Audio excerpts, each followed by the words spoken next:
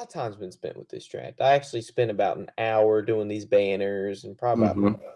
I we've done what helps a lot is because we've done 2 mock drafts before, it's easier for me to say, "Okay, well, is this the pick I want to go with?" And Hmm. so, now that this is our 3rd mock draft, I came to a decision that I want to have break down official picks. And so what these picks are players that have been in picked by this team in all 3 mock drafts that we've had. And there are a couple. And so we have our official breakdown picks, people that have stayed consistent. And so I'll point those out when we get to them because there's a couple people that want to say, I think this guy, I've said it since the first that this guy's going to be on this team. And if he is, then sweet. I've been calling it for a couple months now. And I guess that's it. I mean, let's just jump right into it because it's going to be a minute. Now,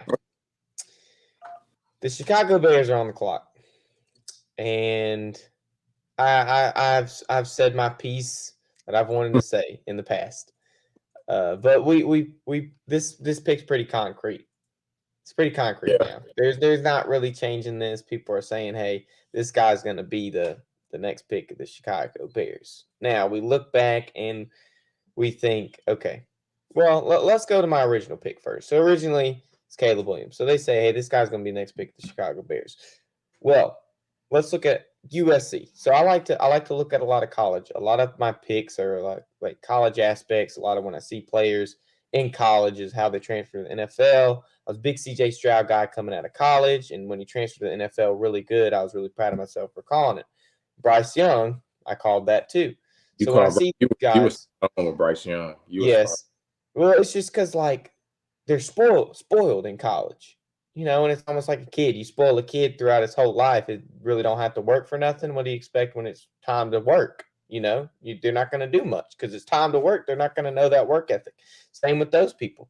So we have a guy who definitely has a work ethic. He's won the Heisman like Bryce Young, but there's something about him that still makes me wonder if he'll be able to transfer in the NFL. Now we look at these USC quarterbacks in the past, and they haven't really transferred the way they're supposed to.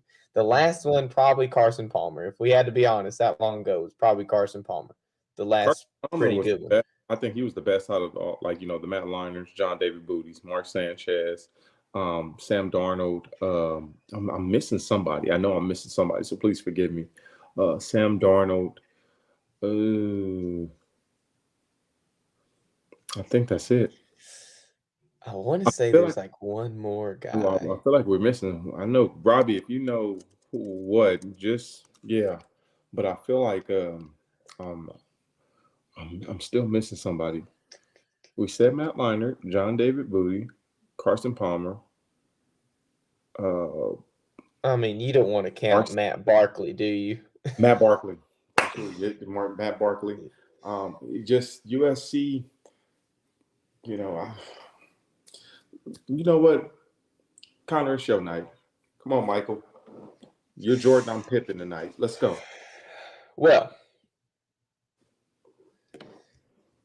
Matt Barkley, Rob said Matt Barkley. Perfect. So No, this pick's pretty concrete. If you want to watch what I've just tried to say about Caleb Williams, I'm done talking about him. I'm not the biggest fan. I'm not the biggest fan of any quarterback going into the Chicago situation, actually. no, it's And not if the Bruce is watching, I'm sorry. Bruce There's won't get. just something about him and Chicago that does not mesh in my mind. And if it does mesh, I will say that I'm wrong and I will admit my faults. But I, I don't know. I don't know. I didn't even know Matt Castle went to USC. Wait, can we? Do we really gotta say Matt Castle sucked because Did he he had? go to USC? Really? Yes, he did. He was Carson's backup for like 4 years. Was he actually? Yeah, he really was. Like until it was a year that because he was drafted by the Patriots, and it was a year that Tom Brady tore his ACL when they completed they him and Tom Brady and Carson Palmer tore their ACLs in the exact same way. So they outlawed a certain tackle at the knees for the quarterback. But Matt Castle came in and had a hell of a year for the Patriots. Good job, Matt Castle. And then he signed probably a Rob. robbing some team contract like Mike Glennon or something. But I'm going to do this a little bit different. I'm going to say, hey, the pick is in with the pick. And if there's a trade, I'm going to say there's a trade. But right now, Chicago Bears stay put. They want to draft their franchise quarterback, and the pick is in Chicago. And the first overall pick in the 2024 NFL draft is none other than Caleb Williams, quarterback out of USC. Yeah, we're going to stick with it. We're going to stick with it. Okay. So that means the Washington Commanders are on the clock. And I had a really hard time deciding if there's going to be a the team. second and third picks were going to be like the hardest ones because they can flip-flop. Well, not even that. It's just if these teams would trade for the right price.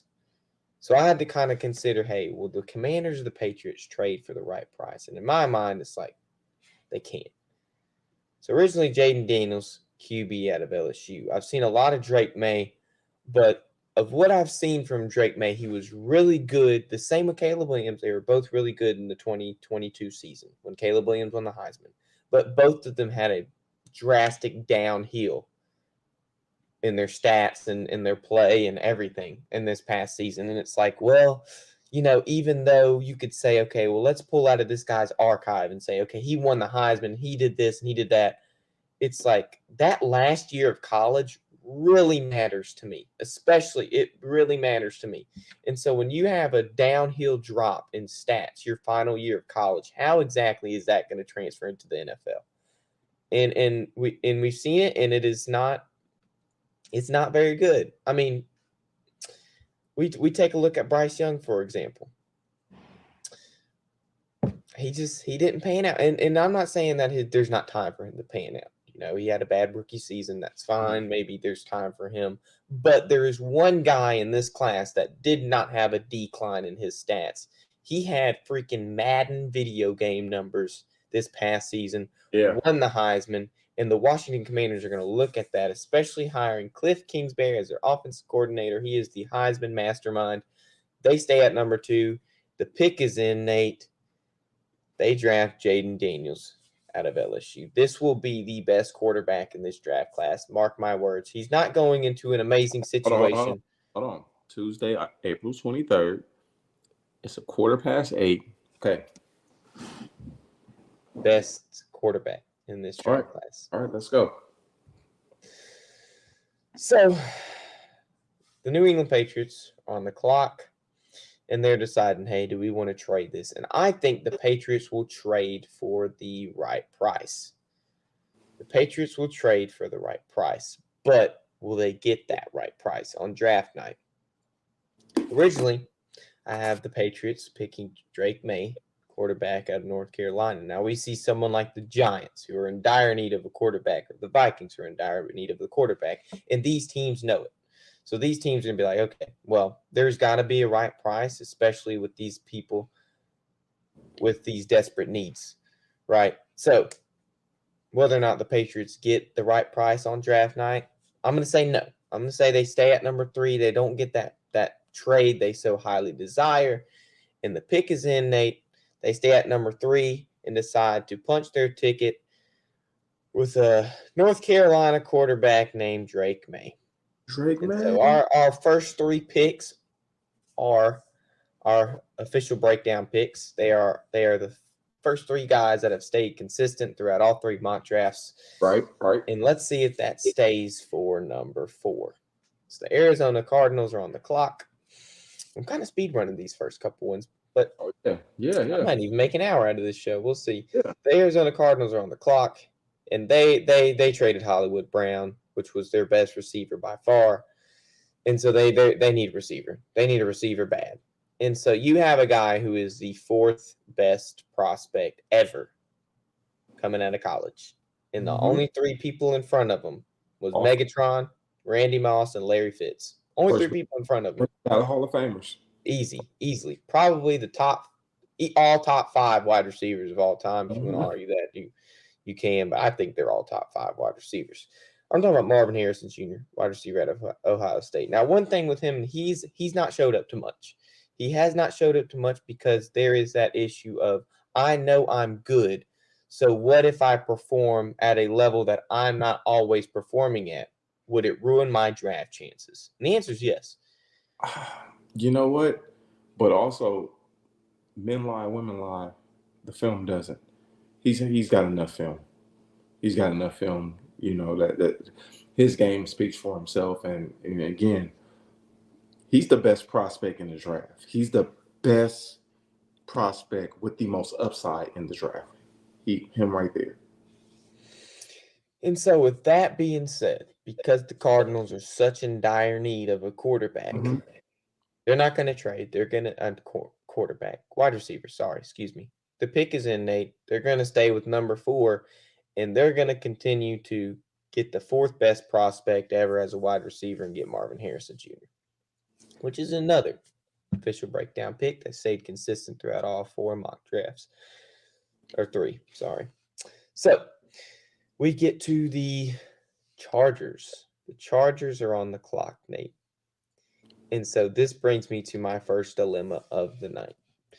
Do I have somebody like the Vikings or the Giants trade up so that they know that they can draft the next best quarterback in this draft class? Even though I'm not a big J.J. McCarthy fan, he's probably the 4th best quarterback prospect in this draft class, arguably.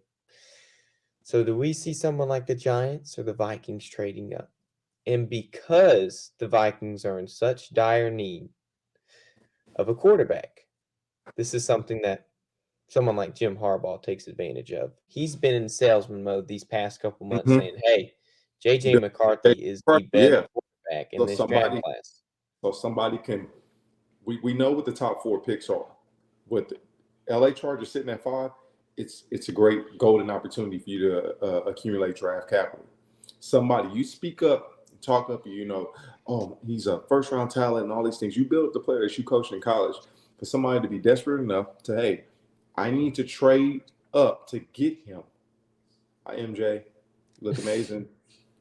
I need to trade up to get him before somebody else does. Jim Harbaugh is when I say a salesman.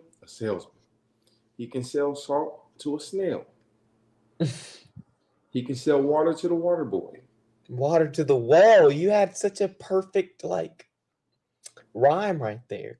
Yes. So he's doing the right thing. I see a team trading up. But let's But it's either the Giants or the Vikings for this pick. Because the Giants realistically could go up to number 4 too. But this is my issue with that. The Cardinals want Marvin Harrison Jr. A lot of people want Marvin Harrison Jr. And so the Cardinals could trade back. But they have already two first-round draft picks. Is that something they do? I don't know. I don't think so. This will be the first trade. Now, like we said, Jim Harbaugh's in salesman mode. He's saying, hey, this is the best quarterback in this draft class. If you want him, come get him. Because we're not going to do much with the 5th overall pick. So come and get him. So I think he's throwing that bait out to the water. Mm-hmm. He's setting that line. And he's going to yoink it right when someone hits. And there's a team that is in such desperate need of a quarterback they're going to hit. So originally I had the Chargers picking Brock Bowers. So that won't be the case because the Chargers will trade this pick. So let's go to our little trade alert. So with the Vikings' first two picks, so the first 2 rounds, they got the 11 to 23 overall pick. So they will trade the Los Angeles Chargers. Their 2 first-round draft picks, probably another pick. I didn't go that far into depth with the trade for the 5th overall pick in this draft class, so that they can get J.J. McCarthy over the Giants, or they could get Bo Nix or Michael Penix, whoever they decide to do. That guy's going to be J.J. McCarthy. So the Vikings trade up to number 5, and they're ready. They know who they want. The pick is in, Nate. And although I do not like this player, they are in so desperate need, they have to make a move. And so a lot of people are saying this is going to be the move. I did not come up with this. I'll say this. I did not come up with this pick I watched a lot of people talking about it, and so I just kind of came into an agreement. A lot of these picks I did on my own. This one I will say that I kind of got from other people that are kind of collaborating on it. And so the Vikings take JJ McCarthy out of the fifth spot. Personally, I don't like this pick, but I have to take my bias out of it and say, hey, the Vikings are so desperate. This is something that just might happen at number 5. Okay. What do you think, Nate? You got anything to say about it or not? I really don't think it, because you know what, Jack just said something that was so prevalent, so that makes sense. Brock Bowers, I don't see them passing up on Brock Bowers. I'm sorry, unless the offer is too good to resist. Brock Bowers at the number 5 position. This is your, what change the game tight end. But again, for the right price, I'll trade out of that number 5 pick, because again, we're talking about accumulating draft capital. So I'm gonna roll with this one right here, but I'm leaning more 60-40. I'm leaning more 60-40 at least, that the Chargers stay at number 5 and select Bowers. But let's go ahead. Let's go. So the Giants are on the clock next. Originally, we have Malik Neighbors. They want the most explosive. I think he's the most explosive player in this draft class. Offensively, for sure. Defensively, maybe we can't put the defense with it, but offensively, he's the most explosive player in this draft class, in my opinion. And so the Giants see that. Now, the issue with the Giants trading up for a quarterback is if you trade up to the number 4 or 5 spot to draft someone like J.J. McCarthy, this is an issue with your cap and your numbers. You already pay Daniel Jones $30-40 million a year to play quarterback, which is highway robbery, might I add. If you were to draft a quarterback with the 4th or 5th overall pick, you would be paying him probably almost $10 million a year to play on your team. Now, combine that with already Daniel Jones's, I don't want to call him a bum, but bum self. That's a lot of change for not a lot of product. I want to tell you something about, if they trade up for, this will be a mistake of the Giants. At 6, I take Malik Neighbors. Because you need to give Daniel. If you're gonna do anything, get him either some good linemen and protection, and get him some weapons. You can't give up on Danny Dimes just yet after you paid him. And Danny Dimes took you to the playoffs. Danny Dimes actually took you to the playoffs and won a playoff game. So I'm on the fence about them drafting and being so quick to. That's one of the things you dislike, is that people will just turn their backs and just give up on players so quickly. I feel that your original pick with Malik Neighbors, it makes sense, but I want to hear this draft scenario. So this trade scenario. Now let's talk about it like this. Now, say I just my grill sputted out. I need new grill. It's old. It just went away. And I went and bought me a George Foreman grill. Went and bought me one of them George Foreman grills. Yep. But I kept consistently putting, it's an expensive grill, but I kept putting cheap meat on it every time I used it. And so I'd be like, why does this meat not taste, any good? I bought this new grill. It's the grill's fault for this meat not tasting good. When in reality, I just kept buying this cheap meat, and it was just the quality of the meat. Now you have this expensive grill in New York called Daniel Jones, but you keep feeding cheap meat on the grill. Now let's see if we can get some expensive meat on this grill. So the pick is in, Nate. And who do the Giants pick? There's no trade scenario at number 6. They stick with Malik Neighbors, and they put finally some expensive meat on a George Foreman grill. And if that meat doesn't taste good, you can get rid of that George Foreman grill and buy you another one. Mm-hmm. So let's keep going. The number 7th overall pick belongs to the Tennessee Titans. Originally, I have Joe Alt going to the Titans. They need a tackle. They traded for one, but he's apparently he's like a depth player. He's not supposed to be a starter. And I agree. My buddy's a big Titans guy. He hasn't shown really any flashes to be a starter. So, Nate, there's no trade scenario here. The pick is in, and the Tennessee Titans decide to stay with Joe Alt out of Notre Dame. But yes, So he yes. stays here. They got Calvin Ridley. They just Will Levis is going to have a really hard time without Derrick Henry this season. And so this is going to be his, I don't want to call it make or break moment, but if he performs well without Derrick Henry, I can see him staying in Tennessee for more than just a couple more years. Well, this is going to be a big telling year. And it's going to be a big telling year for the offensive coordinator. Again, we talk about the players so much, but also big years for the coordinators, offensive, defensively, and for the head coach. You got to put your guys in the right position and whatnot to succeed. So I love this pick. Protect the young player. You got him a weapon on the outside and Calvin Ridley. And then, if I'm not mistaken, what's the receiver name that they already have? He's a first round draft pick. He was the Ole Miss, if I'm not mistaken. Treylon Burks went to Arkansas, I think. Yeah. I think it was Arkansas, wasn't it? With Ole Miss? Okay. No, AJ Brown was Ole Miss. I thought he was there with AJ Brown. Nah, Treylon Burks is Arkansas. Let me look it up. All right. Just so Arkansas. I thought so. I thought he was at Ole Miss with AJ. But a great pick. Let's go ahead. Let's go on ahead with the number 8th overall pick. Now, we have the Atlanta Falcons going with our 8 overall pick. And they don't trade here. They just got Kirko Chains with the big old thanks, Rob. Archie. Burks went to Archie. They got Kirko with the big old deal saying, hey, you just tore your Achilles, but yet we're gonna sign you this large chunk of change. Hopefully it don't turn out like a Daniel Jones situation in New York. But we'll see. They have a lot of good weapons. So offensively, they have Bijan Robinson turned out really good. They have a really good 1-2 punch at running back in Atlanta. I like it over there. I hate it that, they're in the same division as the Saints. But, I like it as a standpoint of they're doing the right moves. So offensively, that's not where you turn to in this draft with your first pick in this draft.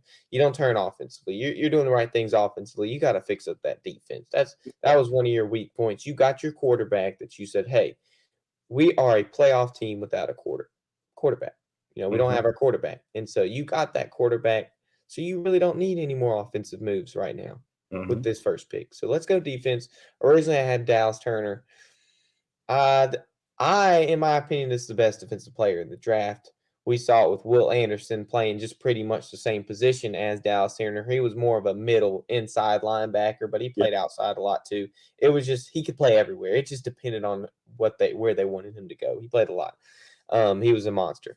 But playing with Will Anderson in that same defense, it's like, okay, well, you're going to learn a lot. You're going to learn, hey, this guy just got 3rd overall, 2023 draft class, won Defensive Rookie of the Year. If it ain't broke, don't fix it. If it ain't broke, don't fix it. Let's stay with the Alabama. Oh, yeah, they're going to lose draft picks, but it's not going to be their first. It's probably not going to be their number 8 overall. They wouldn't do that. It won't be this year. It'll be next year. Following year. Yeah, it'll be the following year. So if it ain't broke, don't fix it. The pick is in, Nate, and they're going to stay with Dallas Turner out of Alabama. I mean, there's a lot of things you can look at in college with NFL trends. Quarterbacks at Alabama, that's a big trend that I said, hey, Bryce Young ain't going to be good because of this quarterback trend. You can say that with their linebackers too. They have had outstanding linebackers. I mean, we could take Roman Harper, for example, coming out of Alabama, going to the New Orleans Saints back when they won that Super Bowl. He was fantastic. A lot of Alabama's had a lot of pretty good linebackers. So let's stay with it, and let's pick somebody that we pretty much know is going to transfer all right in the NFL. So number 9, the Chicago Bears. I had a hard time thinking that they were going to trade back on this one. But they have a chance to get Caleb Williams, a pretty good weapon right here. So originally I had Rome Odunze out of Washington. 3rd best wide receiver in this draft class. I think it was safe to say that. I mean, if you want to put him above Malik Nabers, he's a more consistent wide receiver than Malik Nabers, I would say. But he doesn't have that explosiveness. He doesn't have that size Malik Nabers has.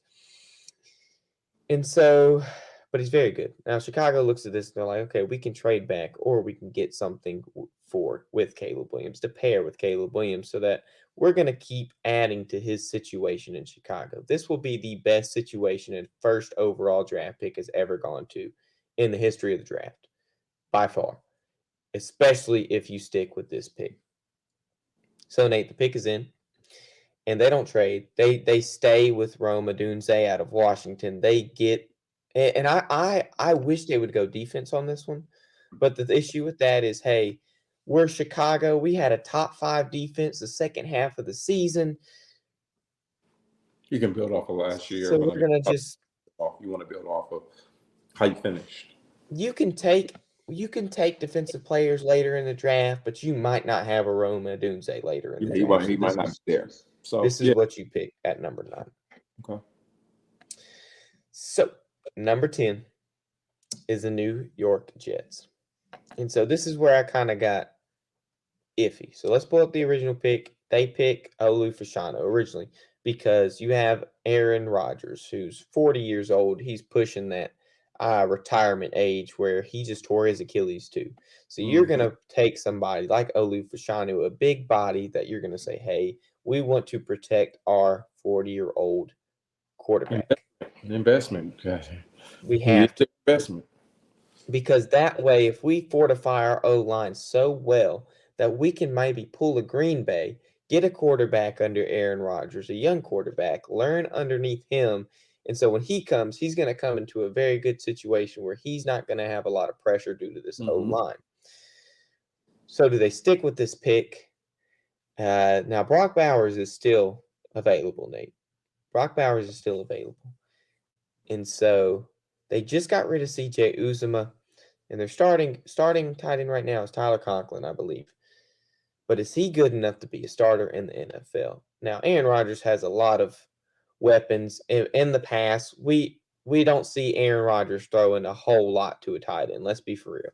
In the past, I mean, they brought in almost 40-year-old Mercedes Lewis one year to be the tight end for Aaron Rodgers, and I guarantee you that wasn't because they wanted Mercedes Lewis to be the next or to be Travis Kelce and go catch deep route bombs. It was more of a blocking issue than anything, and they just wanted a tight end to do that, and so that's why they brought him in.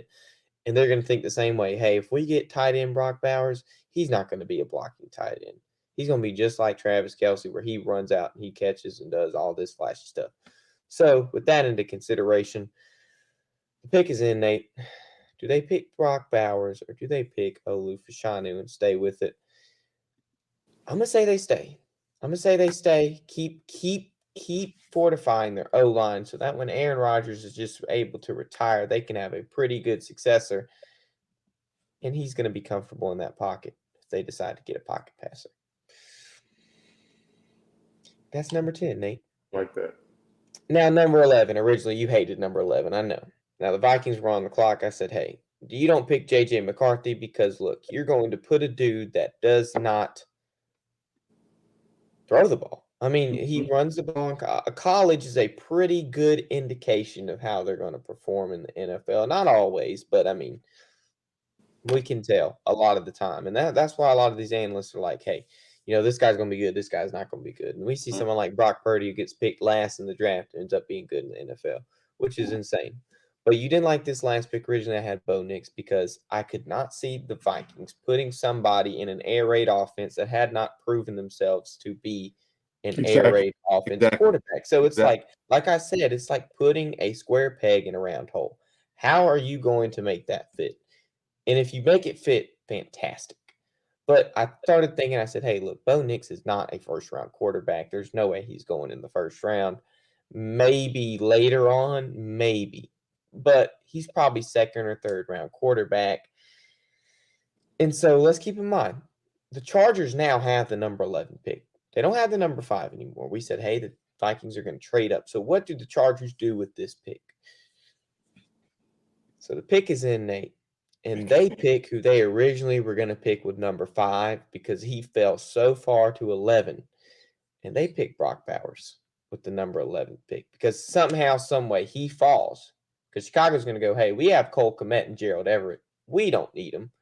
The Jets want to fortify their O-line. The Falcons want to pick a defensive player, and the Titans want to pick a tackle. So they pick Brock Bowers because he falls to 11. I like And, it. and so with this next pick, the Broncos are on the clock. And Sean Payton is he loves trading up in the draft. He loves it. He loves spending all his draft capital to get players that aren't going to be worth crap in the NFL. I mean, we've seen it with a bunch of tackles coming out of the Saints. And I hate to say it, the Saints are going to draft a tackle this draft class. I wanted Jared Verse so bad, but they won't draft him, unfortunately, because it's the Saints. So originally, I said, hey, Sean Payton sees something in J.J. McCarthy that nobody else sees. And so for the first two mock drafts, I had this pick. Because I could just see Sean Payton saying, hey, J.J. McCarthy, I'm biting on what Jim Harbaugh is going to say. Even though he's not the best quarterback in this draft class, well, guess what? I'm freaking Sean Payton. I'm going to make him the best quarterback in this draft class. But unfortunately,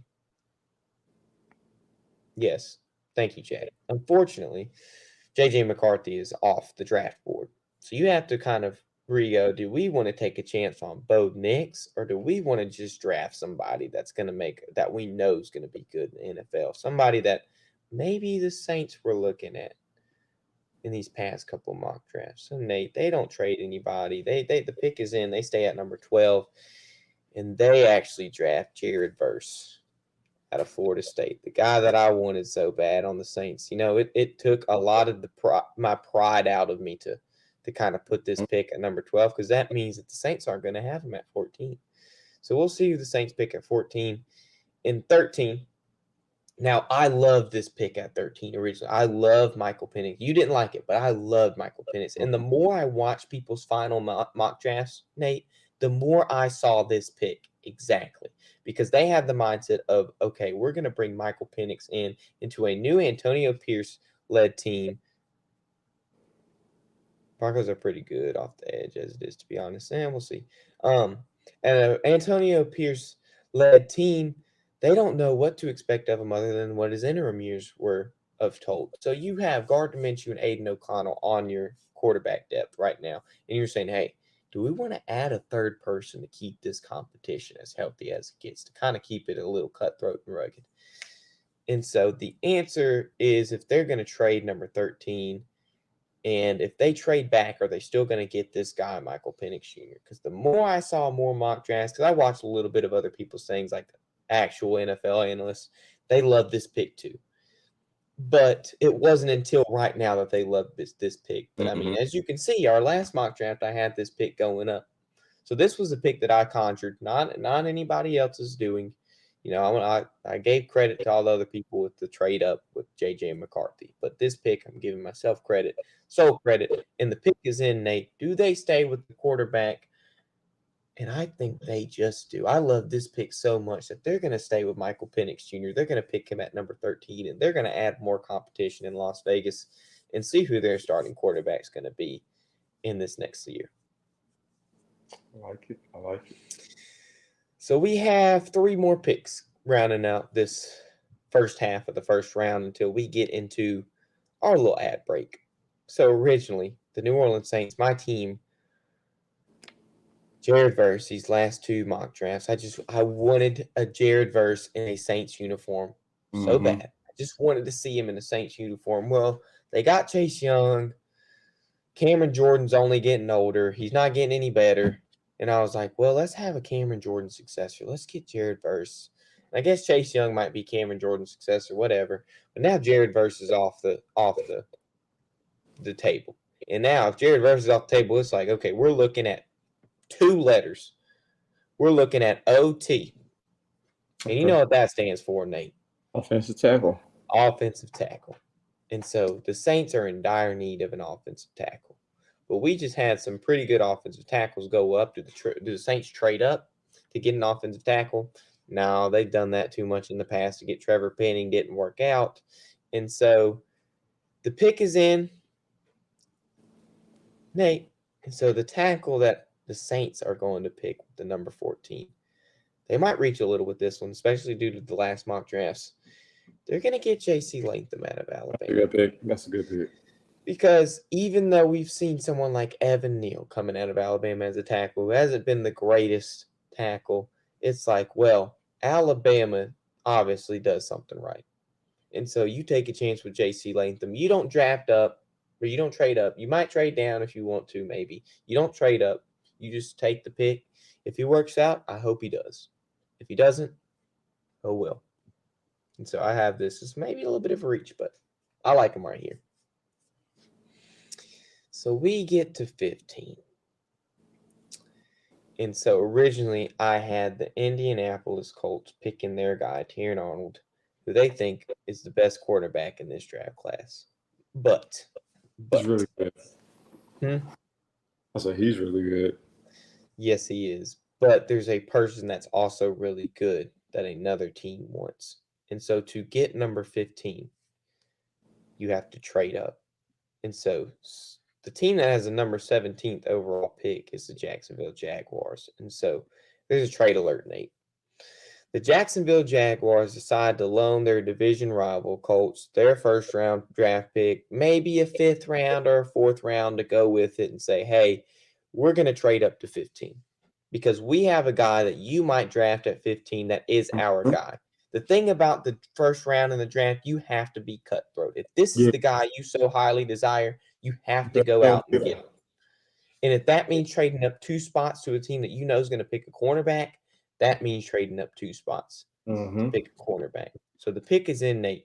Do the Jacksonville Jaguars pick Terrion Arnold like the Colts, or do they pick somebody else that I had going in the past mock draft? So at 15 is going to be Quinion Mitchell. They trade up, they get their guy. Yes, because the Colts obviously are also looking at Quinion Mitchell. Terrion Arnold and Quinion Mitchell are the 2 best cornerbacks, in my opinion, in this draft class. They're looking at them too. They're saying, hey, we might draft him at 15, but they don't want anybody to know who they're drafting. So Jacksonville's probably going to give him a first or a fourth or a first and a fifth, trade up to 15 and pick their dude so they know that the Colts don't. So that's at number 15. I like it.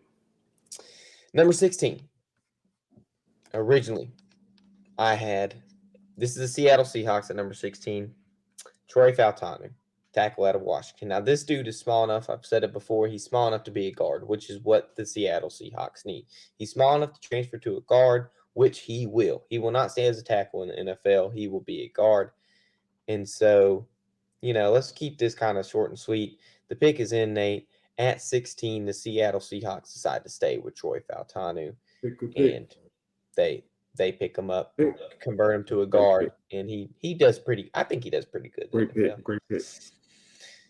But speaking of people doing great in the NFL, let's talk about somebody that can do really good in the insurance world, and that's Jeff Wertepny, where he provides you some very good car insurance. Yes. Here's to the grown-ups. Your car is now your office, stage, nursery. Shh, sorry. Erie Insurance offers products that lots of other companies don't. That's a big deal, and it's a good deal, too. And with Erie, you get your own independent agent, not a giant corporate call center or some online robot. You meet with a real person, like this. Your local Erie agent is Building Block Insurance Group. Get a quote today at 704-464-4544. Erie Insurance.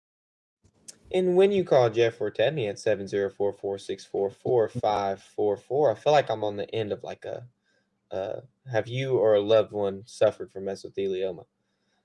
The end of that commercial, where I say the number really like fast.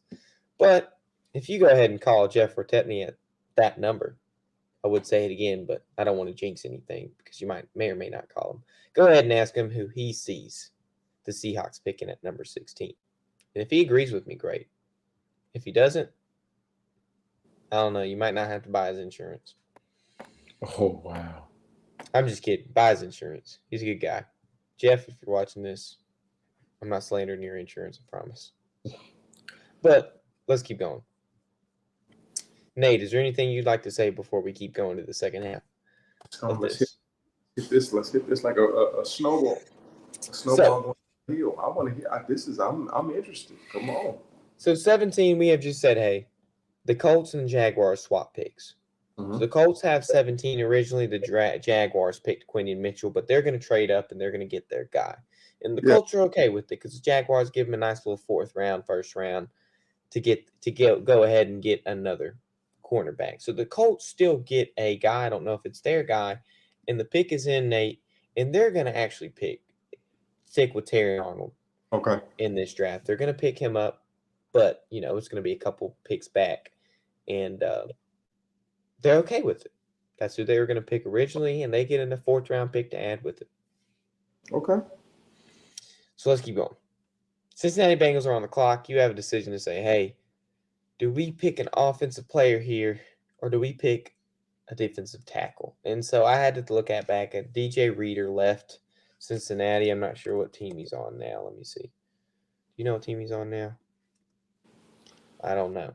I don't know. He's on the Lions now. That's right. He went to the Lions. That's right.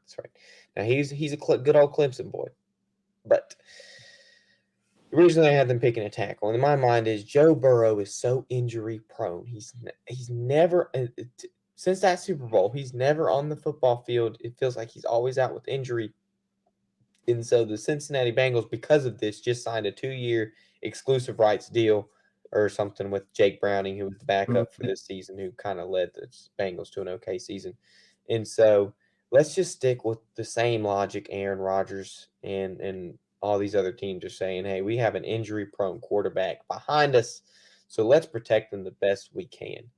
So, Nate, the pick is in, and they stick with Talise Fuaga, I like that tackle pick. out of Oregon State, because you have this injury-prone quarterback, and you want to keep him protected. Nothing like having a good lineman to protect your quarterback. They're so valuable.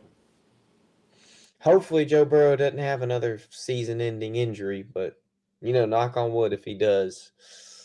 He makes a lot of money either way, so no matter if he's on the couch or on the football field. Yep. So 19. And this was interesting. The Rams were on the clock. You saw someone like Aaron Donald leave. Retire. And so, retire. Yeah. Leave is a bad word. Retire. He retired. He's gone. So originally I had Byron Murphy out of Texas going to the Rams.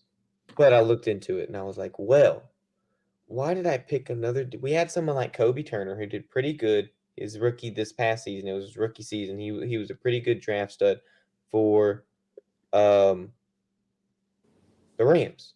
And so because you run they run like a 3-4, I think the Rams do 3-4. They don't run a 4-3 because I don't think they run a 4-3. They run their scheme is like a 3-4 or something, and it pushes. I don't know. Somebody correct me if I'm just yapping, but they push Aaron Donald to an end or D tackle sometime, depending on the scheme. And so let's stick with that logic. I mean, sometimes Aaron Donald's an end, sometimes he's a D tackle. And so because he plays majority D tackle, I was like, okay, well, they're going to pick a D tackle to replace Aaron Donald. Well, you have somebody in Kobe Turner who you just drafted in a later round that you're like, hey, this guy's pretty good. Let's keep him there. And we don't want to replace him because we only have one D tackle spot in our defensive scheme. Let's keep him there and let's draft somebody on the end. And maybe we can bring him in just like we did with Aaron Donald. So the pick is in, Nate. And they end up picking Laiatu Latu, edge out of UCLA. Bad pick. Because of that scheme mindset. Yeah. They in certain packages, whether they're in the even front, which is even front is 4 down, or if they're in the odd front, which is a 3 down. So certain packages and whatnot where Aaron Donald will line up. Sometimes it's a tackle, sometimes like a DN. But it's just depending on the package. But yeah, I like the pick. And I just had to be conservative with that one. I was like, well, if you pick a D tackle, you're going to want to play more of a 4-3 scheme. Exactly. But that's not what they always play, which is why Aaron Donald was flip-flopped a lot. Mm-hmm. So I just was conservative, say, hey, they're going to pick an edge. Depending on what they do with it is up to them. So that's what they're going to pick. So the number 20 pick, the Steelers are on the clock. Originally, I had Jackson Powers Johnson, center out of Oregon. If there's a team that needs a center, it is this team. But, centers and guards are kind of interchangeable. We can kind of put them back and forth depending on, that interior O-line is kind of, we can flip-flop it if need be. Well, I want to say, Nate, that there is going to be another trade happening at the number 20 pick. Ooh. And so there is another team that also needs a guard/center called the Miami Dolphins. Oh, yeah. And so they're actually at the number 21 spot. But just so they know that the Steelers don't take their guy, they're going to trade up just one spot higher to get somebody that maybe the Steelers might draft, maybe they won't. Maybe they stick with the center, maybe they go with the guard. So the Dolphins end up trading up to number 20. They now have the number 20 overall pick, and they pick Graham Barton out of Duke. So Yeah, they say, hey, he was a good run blocker. and Raheem Mostert had 20-something touchdowns this past season. So Yeah. they're going to run the ball. They're going to Yeah. run the ball. We're going to take this pick. We're going to say we're going to trade up so the Steelers don't pick our guy because this is the guy in Miami that they're looking at. Mhm. So that's what they're going to go with. I like it. Just so we stay our little cutthroat, rugged self. Okay. So let's keep going. So originally, Graham Barton was the 21st pick to the Dolphins. And so Dolphins trade up, take their guy. So the Steelers are at the 21st pick, and the pick is in. They're going to take the guy I had originally because they need a center so bad. They're going to pick Jackson Powers Johnson. You pick this right here. Yeah. And so now they both get their people. The Dolphins give the Steelers just a little bit of extra something. Yeah. And they get their guy. So, number 22. Originally, Nate Wiggins out of Clemson. If there's a team that I could see this guy being on, it's the Eagles. The Eagles, yeah, because they have a need for him and his talents. But they also like smaller corners. They don't like, not that they don't like them, but we've seen they don't have super big corners coming to Philadelphia. I mean, Big Play Slay, to be honest, is not the biggest corner in the game. He's not the biggest corner in the game, but he has a lot of – the reason he's still playing at 30, 33, 34 years old is because he has a lot of brain that a lot of corners don't have. His football IQ is unmatched compared to some. Mm-hmm. So, knowing this, Big Play Slay got injured the past playoff game against the Buccaneers. Yeah, and so that was a big blow. Yes. Do we stick with this pick to say we need a successor for him because he's getting up there in age and we need to have somebody that he can kind of teach and mentor? Mm-hmm. So the pick is in Nate. Do they reach? Do they stay with Nate Wiggins? And so I think they just stay with Nate Wiggins and pick him up right there.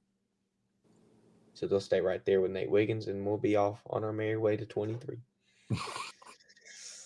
So originally we had the Texans in our first mock draft had the 23rd overall pick. Mm-hmm. We had the Vikings had the 23rd overall pick. Oh, yeah. Oh, no, Tyke Smith's not first-round talent. Rob, come on. Get the bias out of here. Tyke Smith is more of a safety, I thought. I saw him at the Senior Bowl, and he was a safety.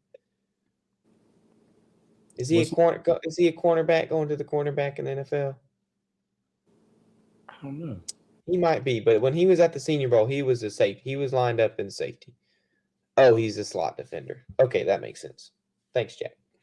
So, 23, we had the Texans. The Vikings traded for the 23rd pick. The Vikings. And now, because we've said the Vikings have traded up, they don't get their guy, Tyler Guyton, anymore because now the pick belongs to the Los Angeles Chargers. Oh, okay, Rob. Well, do you see the Eagles taking 2 cornerbacks? It's up to you.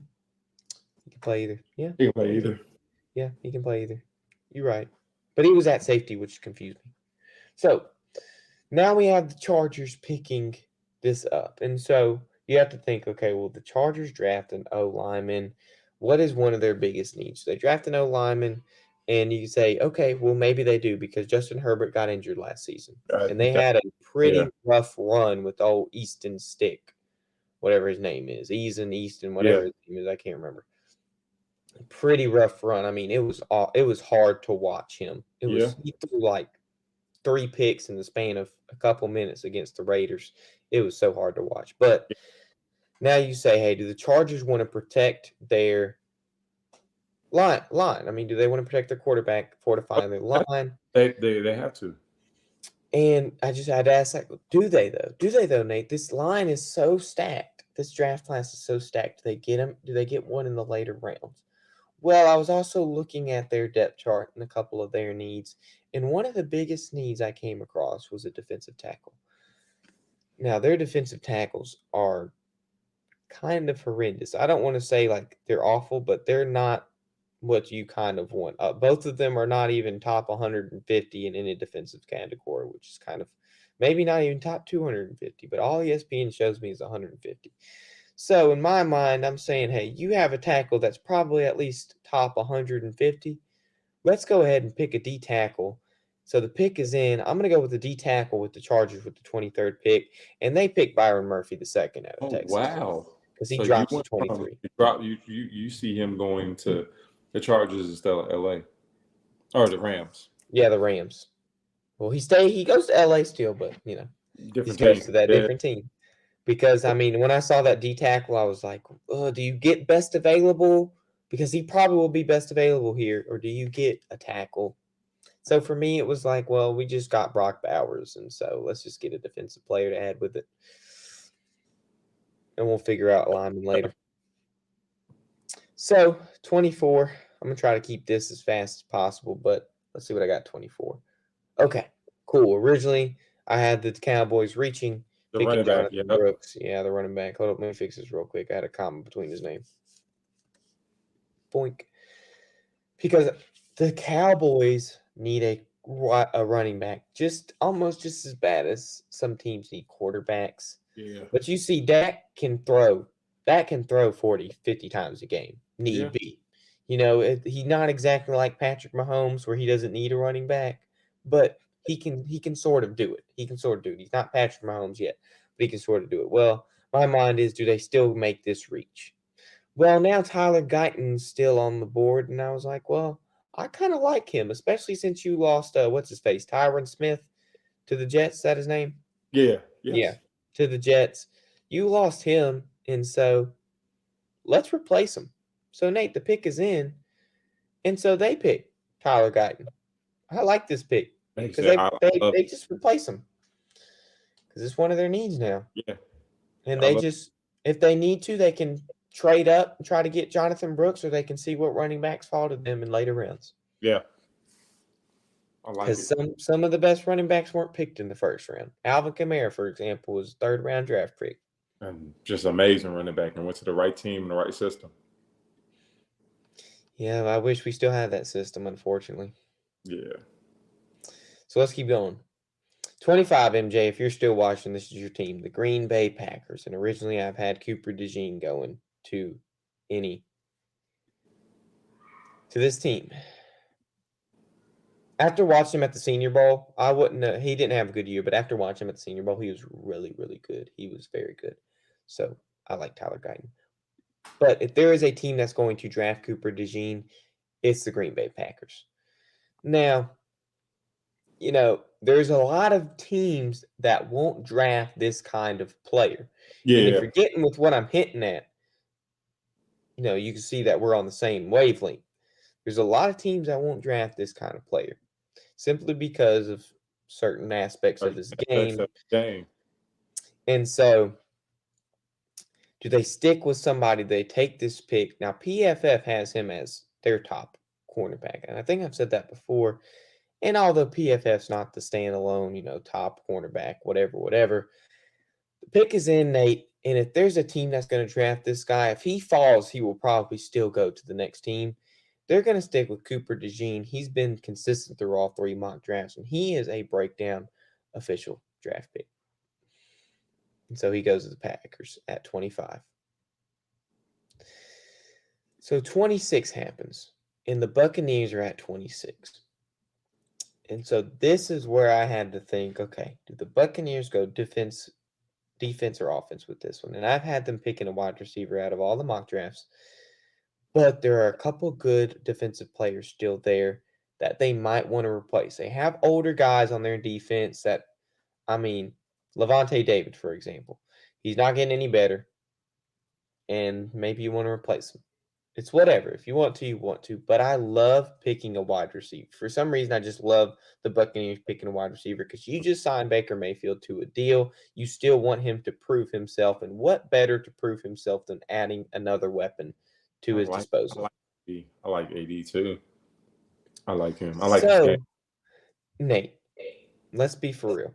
The Bills have had one of the worst off seasons in a minute. So there's a trade alert. Along with one of the worst off season, they have a pretty good stack of draft capital. So they actually go ahead and swap with the Buccaneers and trade for number 26 because they're saying, hey, there's a wide receiver that we want. There's a guy that we want that we don't want the Buccaneers to get. Maybe the Buccaneers don't draft a wide receiver, but they know that it's a need for for Tampa Bay. And so when a team knows that, hey, this is a need for this team, we don't want to take the chances of, if we got a guy on our minds, we want this guy. And so if you got that same guy on your mind, you might not draft him. We want to make sure 100% that you're not going to draft him. So we're going to trade up. And so the number 26 pick, the Buffalo Bills select Brian Thomas Jr., wide receiver out of LSU. That's their guy. And so they trade up to make sure they get him. You know, some quality receivers in this draft. There's some really good quality receivers in this draft. Oh, I love it. But, I mean, as good as you like, if you like Xavier Worthy, I didn't have him in the first round. Although he's very skillful. He's fast. I mean, he's fast, but he's good at route running, but he wasn't even number one wide receiver on his team. The number one wide receiver on his team hadn't gone yet. So we'll see. 27, Nate. 27. We're almost there. I know we're almost there. I apologize I try not to speak too loud in case my mic clips. And I'll get a mic. I'll get a mic eventually, so don't worry about that. But 27 originally is the Arizona Cardinals, and they pick Latu. But Latu's off the board. Now I have him going a lot higher now. I had him fall because of his combine, and then combine workout. It just wasn't amazing. But let's think of somebody who had a pretty good, amazing combine. Now, although they wanted an edge right here, they want an outside linebacker. There is an outside linebacker that I had just stumbled across the other day that I was like, wow, how have I not put him in the top first round yet? And I was watching his film and I was looking at him. I was like, man, this guy's good. This guy's really good. He's another edge. Nate, do you want to guess what the fastest 40 time for amongst the edges were this past combine? 4.4. Okay, but let's be a little bit more specific. 4.4. Flat. Nah, too fast. 4.45. Good 4.48. Okay. Now, when you have that type of speed, we could take the 8 off and say 4.4. Hey, he's not touching the 5 yet. We can say 4.4, and a 4.440 is dang good for an edge. Now, we're going to take that into consideration. We're going to say, hey, as good as he is with speed, let's see his game. Now, I wanted to take the same kind of science I had with Xavier Worthy, saying, hey, his first player, the first best wide receiver is not picked yet. Even though he was a starting wide receiver, let's go to the edge. Let's see his game. Now, I want to watch his game, see if he is actually the best defensive player on his team. And so I'm thinking if he's not, he's pretty close to it. And the Arizona Cardinals select Chop Robinson, the edge out of Penn State. I forgot about him too. I stumbled across him. I said, wait a minute, this guy ran a 4.48, the fastest amongst all edges in the combine. And I had just looked at him. Then I looked at his film and I said, okay, this is going to be the dude that Arizona picks at number 27. And I could see him going to 26 too. I could see him going to the Tampa Bay Buccaneers if they don't want to trade back. That's the risk you have to take. If the Buccaneers side, they want to trade back with the Bills, and then Arizona picks their guy, that's the risk you have to take if somebody gives you the right price. So let's go to 28. Originally, the Bills are at 28. You know, they got Brian Thomas Jr. Let's just make this quick and easy. Let's say the pick is in, Nate. Let's make it quick and easy. And they stick with AD. They pick Adonai Mitchell out of Texas. The Buccaneers going to stay with Adonai Mitchell. I like a wide receiver to Tampa Bay. And he's going to get tutored by Mike Evans. One of the exactly. Best. So, yeah. Even though they don't need one, it's the same thing with why the Packers have been so great in the past. And I hate to give them the credit if MJ's watching. They don't draft need. They draft best available. And if this is the best available at the time, you might not need a wide receiver, but you have somebody that's only going to be there for 2 more years, in Mike Evans. Let's have somebody learn under him. Especially the dude that has the most 1,000-yard consecutive receiving seasons. Let's pick A.D. Mitchell out of Texas. Okay. And so this next pick, the Detroit Lions are on the clock, and this is another pick that stayed consistent when I first saw it. Darius Robinson, and this is I'm saying I'm giving myself credit for this pick because the more I watch people's final mock drafts, the more they're picking this guy going to the Lions. But I've said it since the first mock draft. Go back and watch it. And so I like him to Detroit. Having him on the other side of Aiden Hutchinson is going to be hard for those quarterbacks. It's going to be difficult. It's going to be scary. So let's make it short and quick. The pick is in. This is going to be an official breakdown draft pick because he's going to stay consistent through all the mock drafts. Darius Robinson's staying in Detroit. He's going to Detroit. If this is going to be, he was a Tiger in college, but he's about to be the leader of the Pride in the NFL, and he's going to go to the Lions. That's right. So Nate, I hope you're thirsty because originally the Ravens picked Kool-Aid McKinstry. I don't know how much you like Kool-Aid. I loved Kool-Aid growing up. Tropical Punch one. That was a blue pouch. The blue pouch, I think that was my favorite. The blue pouch. Number 2 was strawberry kiwi. Yes, that was red. I loved.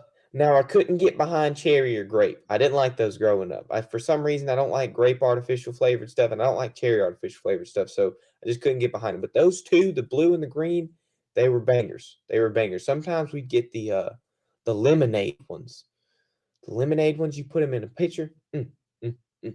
Well, the Ravens need a cornerback, and they're not going to pick a player like Cooper DeJean. And so we saw Terrion already go. We say, hey, this guy's the best cornerback off Alabama. He's already gone.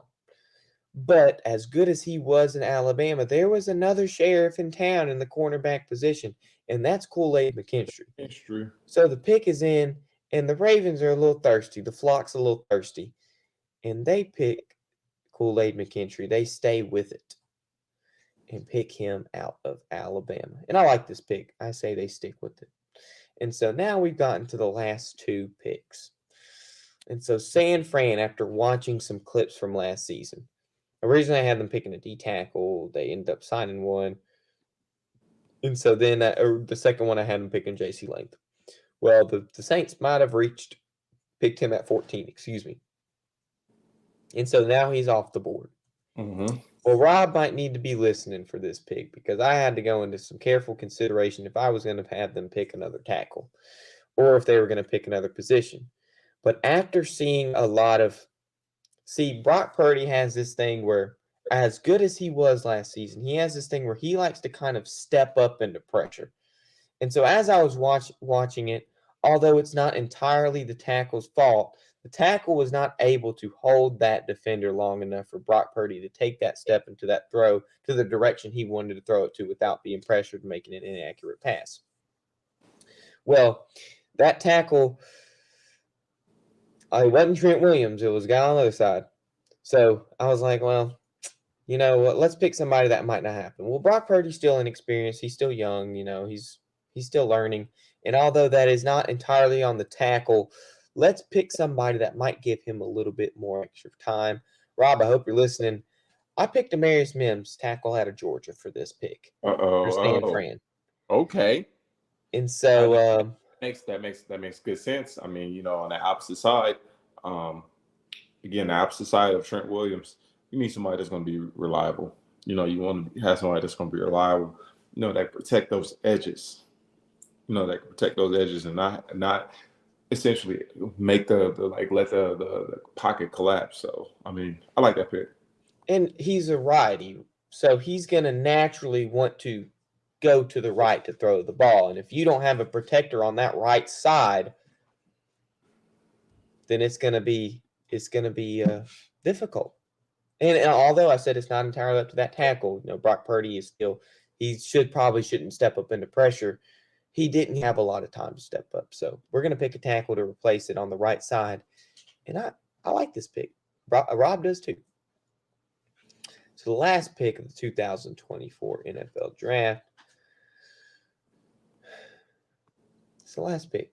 So originally I had Keon Coleman from Florida State going to the Chiefs. Wide receiver. I said, hey, you just got Hollywood Brown. Even though Hollywood Brown is a deep threat, he's not the biggest body. And naturally, you want somebody who's going to be a deep threat to be sort of a big body. Because if you want somebody to go up and catch a jump ball, you don't want a 5'9" Hollywood Brown, 5'10", whatever he is. You want like a 6'3", 6'4" dude going up and catching that ball. So Keon Coleman was my first instinct, and he has been my first instinct for the last mock drafts. And I'm a man who likes to trust his gut. I'm a man who likes to trust his instinct. And a lot of these picks, I've had them going in all 3 mock drafts. We saw it with Darius Robinson. We saw it with, we could say A.D. Mitchell and Brian Thomas. Even though they got traded, they still went to the same teams. We saw it with Nate Wiggins and Cooper DeJean. Well, let's see it with this last pick in the NFL draft. So the last pick in the 2024 first round of the NFL draft is going to stay Keon Coleman out of Florida State. I like to trust my gut, and I like to think back to when me and my friend were talking about Florida State last season. He always used to tell me, hey, Connor, look, when you watch Keon Coleman, it's a 50-50 ball, a jump ball. It's never 50-50 with Keon Coleman. I've said it before, and I'll say it again. That ball is simply called a Keon Coleman ball, and he will be the last pick of the first round in the 2024 NFL draft. I'm gonna have to disagree with you right here. You want Xavier Worthy, don't you? Nope. Kansas City's gonna trade out of the first round. You think so? Somebody's gonna want that number 32nd overall pick, and I think Kansas City's gonna be looking to shop that pick. So who do you think is going to be Nate Nessie? I don't know. It depends on who's going to trade for it. If I had to pick somebody that has some good draft capital in the second and third round. Well, we still have Bo Nix left. Somebody's that eager to get it. We get it, Rob. We get it, Rob. They were undefeated, ended up being crybabies about it, went in and lost the single worst postseason deficit in college history. We know that. But, that doesn't mean they don't have good players. And Keon Coleman's a good ball. And maybe Kansas City might trade out of the I was looking at it, and I don't know the last time that the 32nd overall pick's been traded out. Usually it's that first pick in the second round that gets traded. No, it's depending on who. Because remember, the last time I could think of, Baltimore traded back up to the first round. That 32nd pick, if you can get some, that's what I said. Depending on what team has some good draft capital in the second and third round, you can go ahead and take that as a flyer. But if it's not a high second rounder, I don't see Kansas City taking this deal. You got a point. Because they won't take somebody out of the top 50. They won't take that deal. Yeah. I can't see them taking that deal. Because, you still have Xavier Worthy on the board. You still have good wide receivers on the board. And if Kansas City trades down, they still want to get one of those wide receivers. And if they can get that trading down into the top half of the second round, they will do that.